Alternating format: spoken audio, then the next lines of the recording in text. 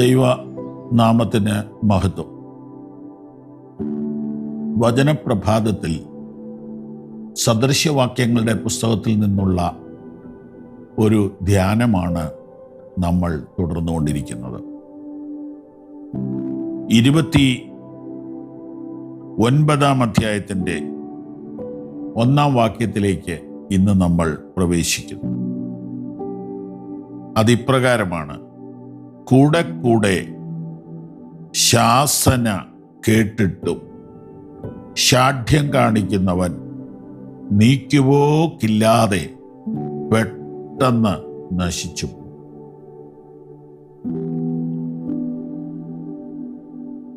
ശാസന എന്നത് എന്താണ്? എന്തിനുള്ളതാണ്? ആർക്കുള്ളത്? ശാസന എന്ന് പറയുന്നത് ഭീഷണിയല്ല, ഉപദ്രവമല്ല, പീഡനമല്ല. പിന്നെന്താണ്? ഉപദേശമാണ്, തിരുത്തലാണ്, ഗൈഡിങ് ആണ്, ഗൈഡ് ചെയ്യലാണ്, നയിക്കലാണ്.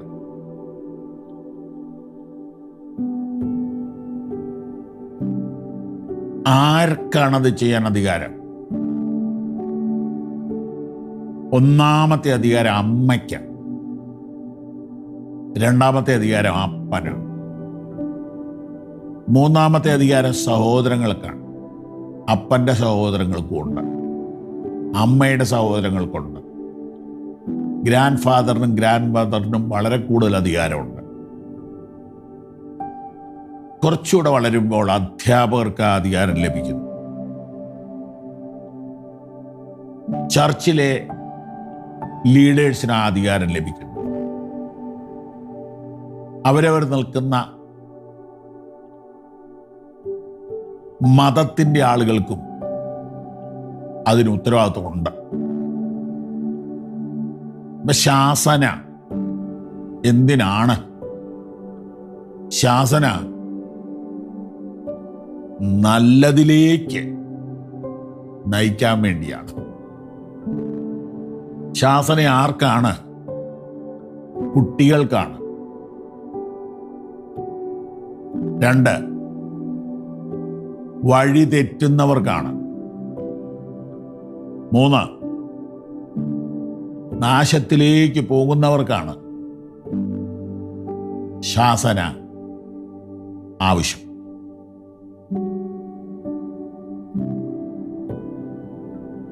ഇവിടെ വായിച്ച വാക്യം എങ്ങനെയാണ്?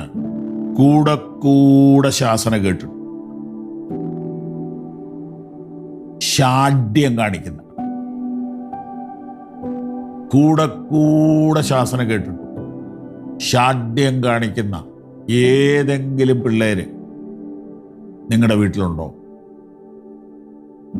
നിങ്ങളുടെ സഭയിലുണ്ടോ? നിങ്ങളുടെ നാട്ടിലുണ്ടോ?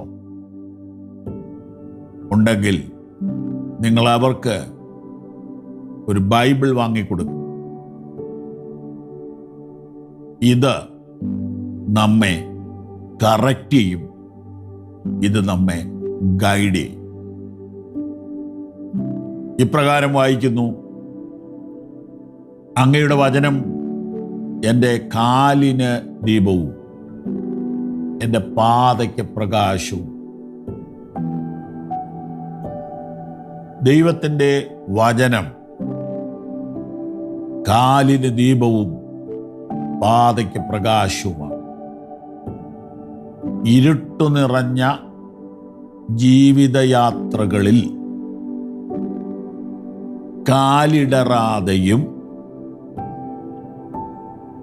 വഴിതെറ്റാതെയും വീഴ്ച ഭവിക്കാതെയും ലക്ഷ്യസ്ഥാനത്ത് എത്തിച്ചേരേണ്ടതിന് വചനം നമ്മെ വഴികാട്ടും.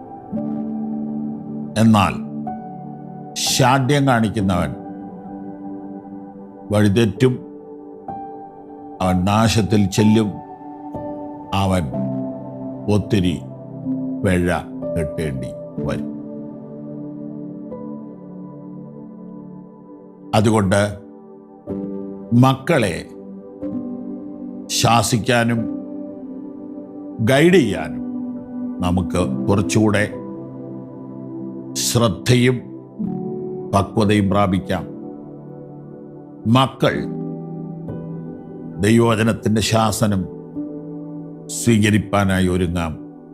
ദൈവം നമ്മെ സഹായിക്കട്ടെ. ആമേൻ. ഈ സന്ദേശങ്ങൾ തുടർച്ചയായി നിങ്ങൾക്ക് ലഭിക്കുവാൻ ഞങ്ങളുടെ വാട്സപ്പും ഫേസ്ബുക്കും ഫോളോ ചെയ്യുക.